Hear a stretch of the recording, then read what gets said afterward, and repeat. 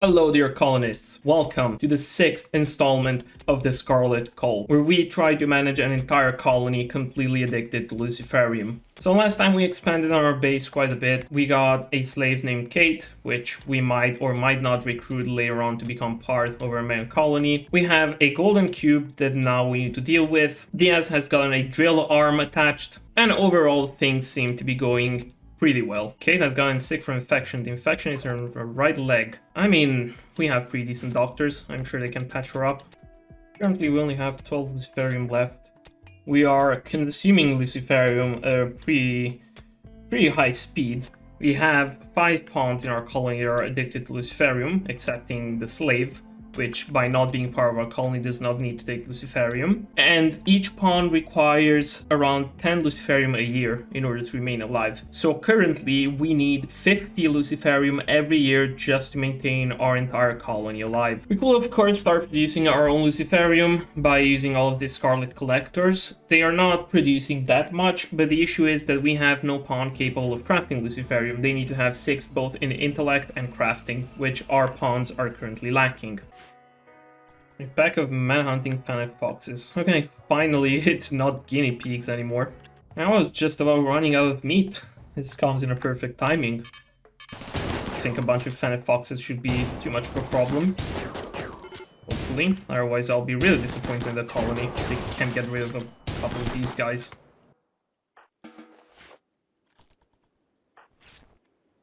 Cult escapee. A mango figure is approaching the colony. Oh, it's called Scream. Pigskin from Little Collective. It says male architectonist. So these guys are architectonists, huh? Abilities, Psychic Slaughter. Oh no, not one of these guys. Just gonna ignore this weirdo. I really don't want any creep joiners in my colony, especially not any of them that have such horrible stats. Yeah, you can just wait outside for all I care. Visitor ignored. The following visitor feel ignored and are becoming increasingly upset. Boo-hoo, cry me a river. Well, this guy just decided to go hostile from being ignored too much. I will say this is a bit of an overreaction, but hey, I don't mind. Just try and do something. Actually, you know what? Since he's sleeping and all that, I think this is actually the best time to simply attack. No point waiting for him to wake up.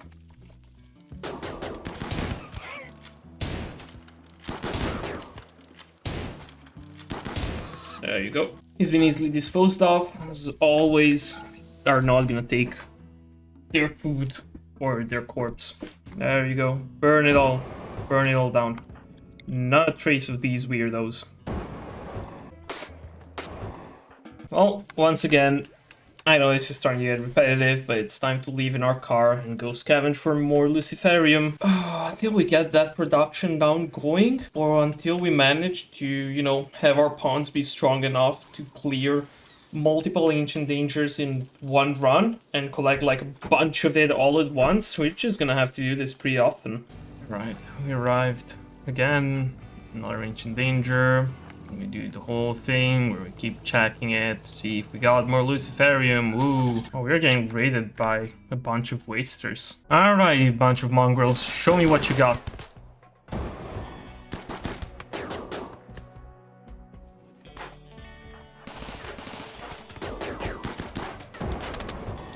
And we set the farm on fire again. We'll blow up the tower.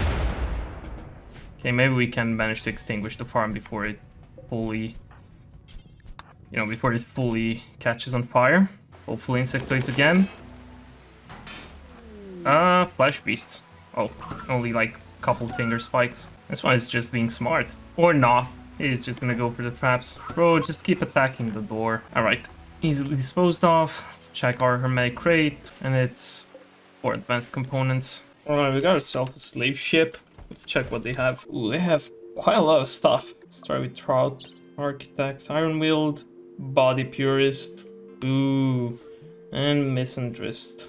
Nothing we need. Of course, a Scientist. All intellectual, but 4 social and 3 shooting. Yeah, nothing too good. Thresher just kids. Yeah, that's pretty much all.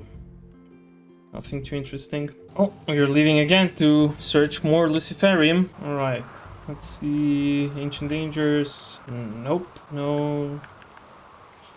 No ancient dangers. This kind of looked like one, but then remember they don't have doors. Let's see. Yeah, there is none here. I need to go check another place. Okay, we're currently down to only 6 Luciferium. Found another ancient danger here. So yeah, we gotta hope this one has at least some Luciferium. Okay, we have assigned Sass to do some research for a while. She has like 5.6 in intellectual. If she reaches 6, she's actually going to be able to start synthesizing some Luciferium. So yeah, that is actually going to be good for us.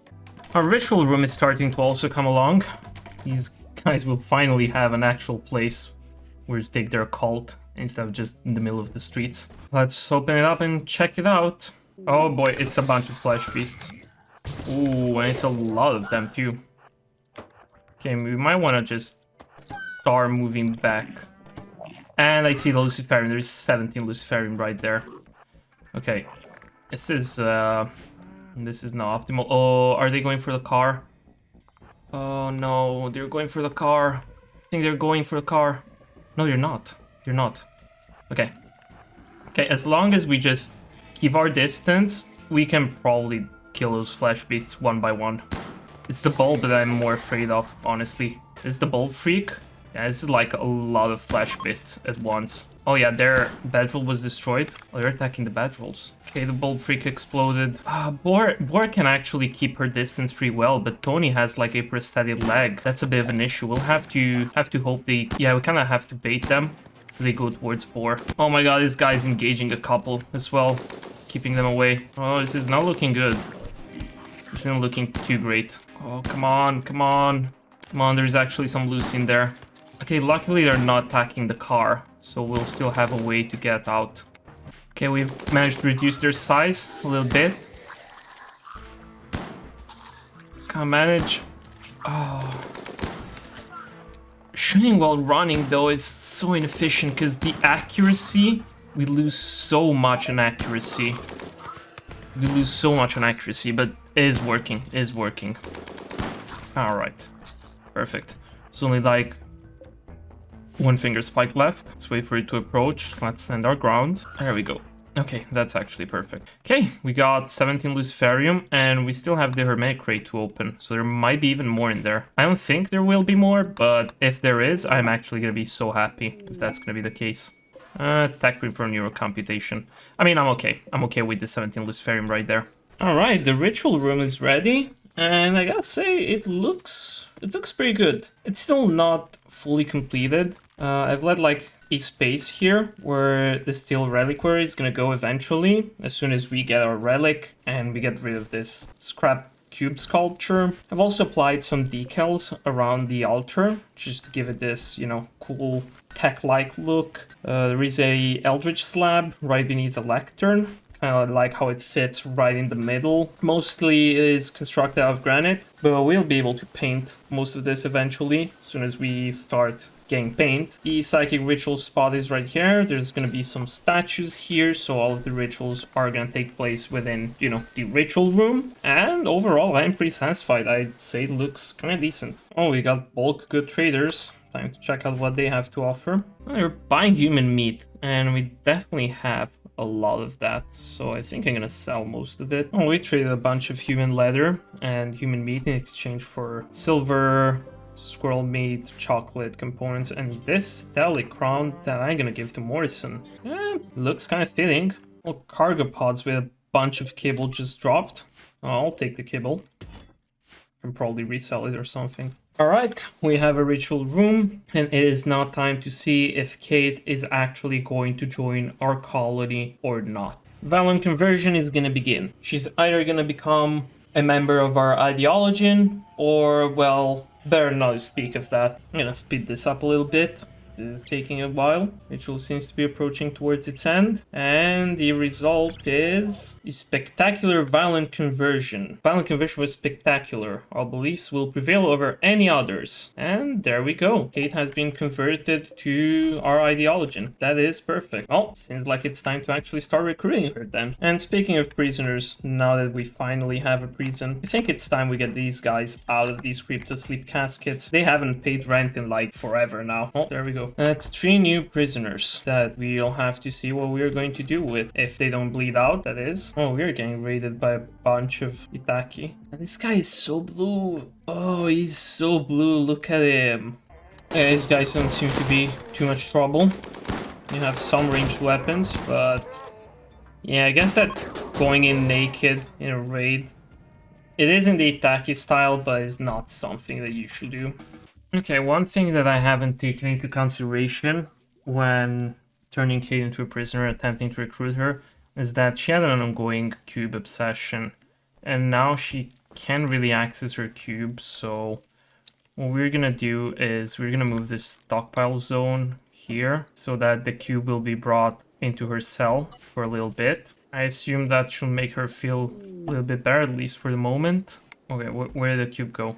Hold on, it was supposed to be brought in here. Who has it? You have it? You have the cube? You do have the cube. You have to bring, you have to, okay, Tony, can you take it? You take it to the cell, Kate. Or sure, go do literally anything else. There you go. Now Kate can just play with her cube like a little kid. Oh, look at her. She seems so happy. Alright, it's time we start another ritual as well. And this is just a social festival. Nothing too weird, nothing weird to look at. It's a regular social festival among cultists. And turns out it was boring. Oh, well that sucks. Okay, Saz has finally reached level 6 in intellectual. And you know what that means. We can actually start producing Luciferium. We can actually finally do it. And there you have it, folks. Our first piece of Luciferium produced. Oh, that is actually nice. That is actually nice that now we can actually start producing it. Oh, okay, how much do we have left in total? So far, we have like 79 mechanites, 24 to produce 1 Luciferium, and according to our Scarlet collectors, there is a total of 74 Luciferium left within the entire planet for the collectors to collect. So when that dries out, we're gonna have to start building some antennas to attract more sludge, more mechanites, and produce even more Luciferium. We are slowly but steadily reaching the point where we'll be able to be completely self-sustaining, and we won't need to go scrounge or beg at every single ancient danger in the map hoping to find some Luciferium. It will skyrocket our colony's wealth, and the raids are gonna get really tough once we start building more of these collectors, but it'll be worth it. It'll allow us to actually dedicate our resources to building more of these collectors, to actually become more self-sustaining, and it will all over be a much easier time. Although, then a new problem is gonna arise, because all of these collectors, all of this stuff will cost us a lot of materials. So instead of going from scavenging, we'll have to switch up to mining. We're gonna have to dip drill for a lot of resources. We're gonna need a lot of components, a lot of advanced components, especially for the antennas that I already talked about in the previous episode. The antennas will allow us to collect more Luciferium once the one that is in the atmosphere dries out, but they are one-time use only and they cost advanced components. So technically we're not gonna be spending silver in order to buy Luciferium, rather we'll be able to quote-unquote buy it by using advanced components. And obviously a lot of work from our colonists to build all of that, but we are getting closer, and this is actually a good feeling.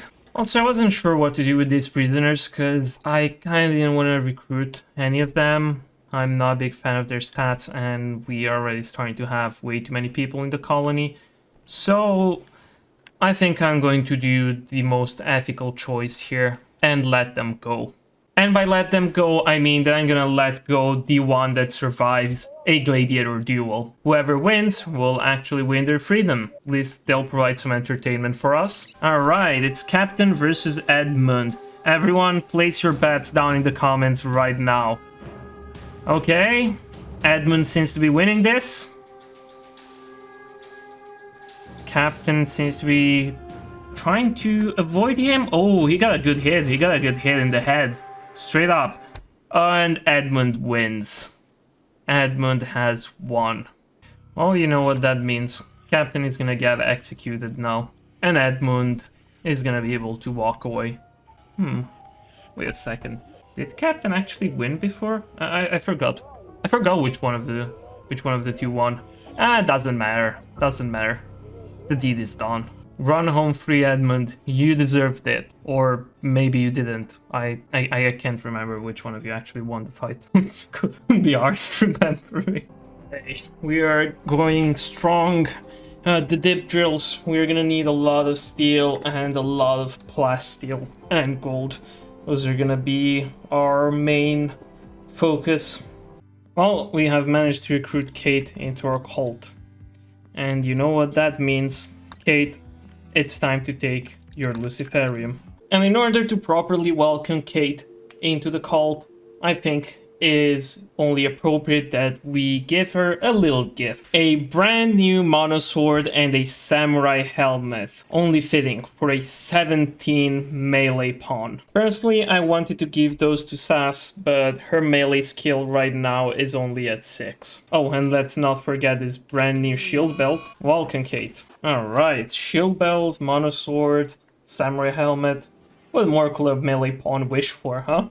Okay, there was a wave of food poisoning around the base, which kind of explains why there is so much vomit around. Alright, Morrison's investigation of the Golden Cube has revealed it can be deactivated using an Architect shard. Doing so will destroy the cube, breaking its psychic hold over your colonists. However, the psychic whiplash from the cube's destruction will send any cube-interested people into a berserk rage. Those in caravans will abandon your colony entirely. Select the Golden Cube to deactivate it. We're going to deactivate the Golden Cube, but before doing that, we are going to do a little cheese. Anyone who's interested in the cube, named Diaz, for example, we are going to put an operation and we are going to simply anesthetize.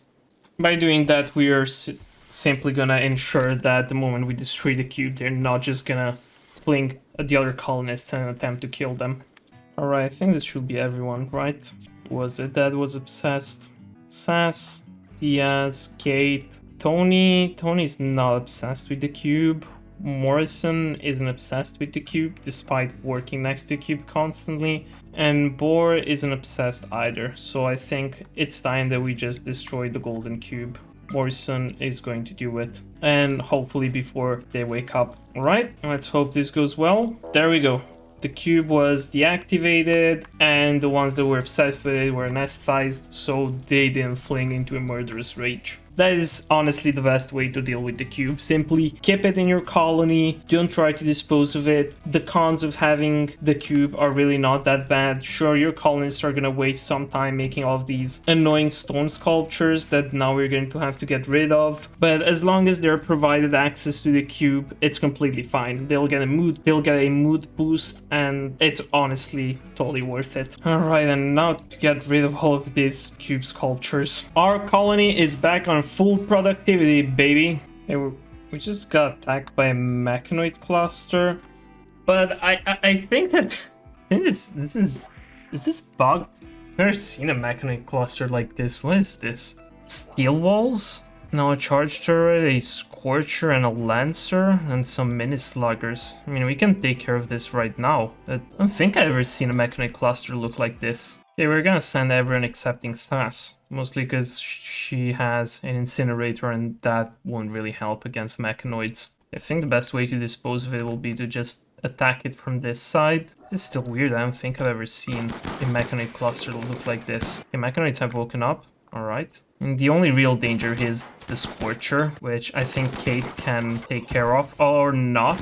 Or maybe not. Oh no, please don't run. Don't run. Okay, you have any place to run to and you choose to run towards the cluster. Why would you do that? Why would you do that? Okay, well, Kate, you're not being very, very good right now. Come on, prove me wrong and just take care of the rest, alright? Just dismiss the others and you take care of this cluster. You should be perfectly able to. Okay, the monosword is definitely dealing some good damage. And now it's just a mini slugger. And maybe we can get the mech node afterwards. Alright, this wasn't too hard of a mech cluster. This is probably the easiest mech cluster I ever had to deal with.